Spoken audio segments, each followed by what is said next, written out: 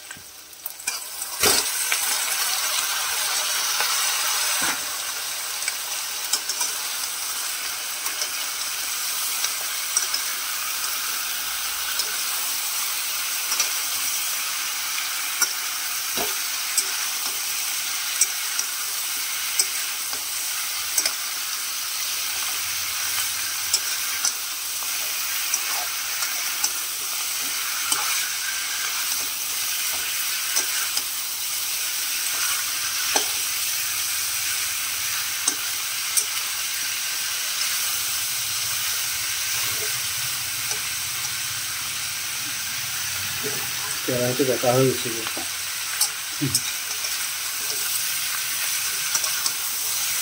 Leg পিচটো ডাঙৰকৈ আনিছোঁ, এটাই লেগ পিচ পালোঁ, গতিকে ডাঙৰকৈ লৈ আহিছোঁ, সেইটো মোৰ কাৰণে।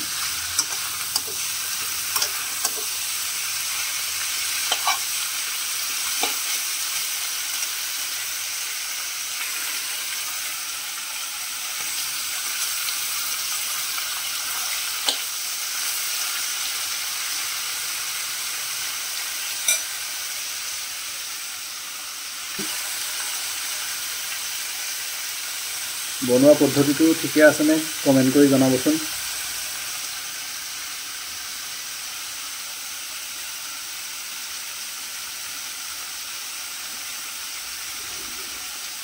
আৰু এতিয়া অলপ ঢাকনাখন মাৰি দিওঁ, অলপ সিজি থাকক।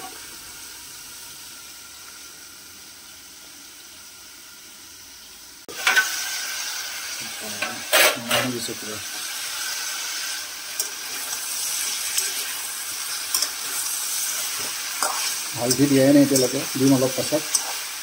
অলপ ফ্ৰাই কৰি লৈছোঁ, তাৰপিছত হালধি দিম, নিমখ দিম, মছলা দি দিম লগতে।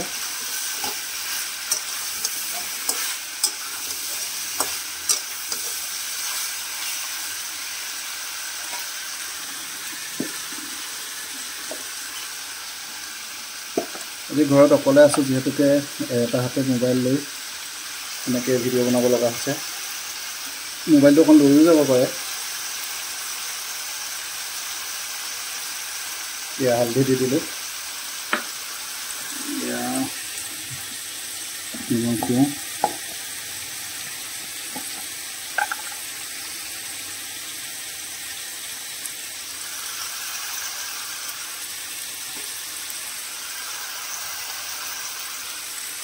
নিমখটো বৰ্তমান কমাই দিছোঁ, পাছত দেখা যাব, যদি কম হয় দি দিম আৰু।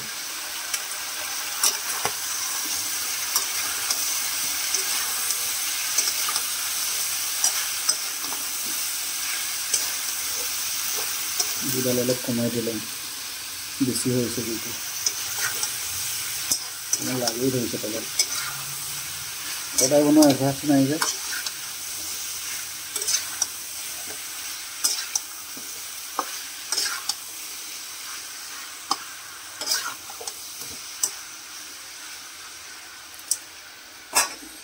আকৌ ঢাকনাখন অলপ মাৰি দিওঁ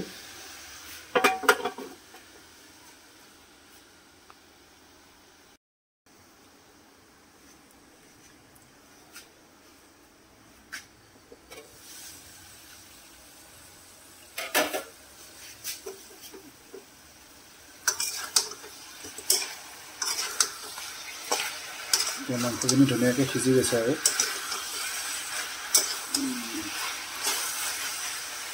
অলপ জুই বহাই দিওঁ এতিয়া বইল কৰি থোৱা আলুখিনি দি দিছোঁ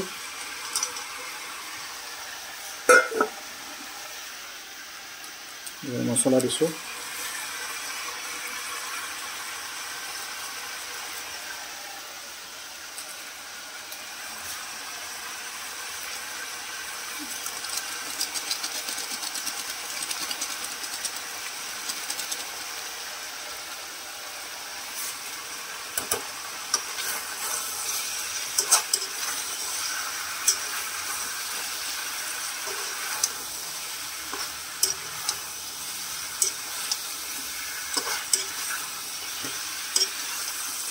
ধুনীয়াকৈ কালাৰটো উঠি আহিছে সিজাৰ লগে লগে মাংসখিনি কালাৰটো ধুনীয়াকৈ উঠি আহিছে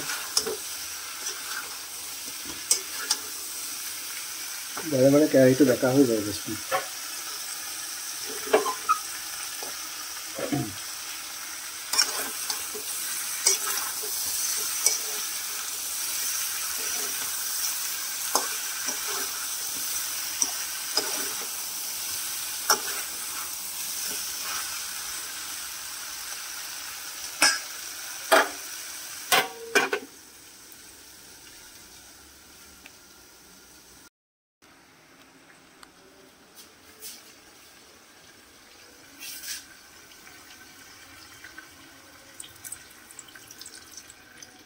অলপ পানী দি দিলোঁ বেছি শুকান হৈ যাবগৈ নহ'লে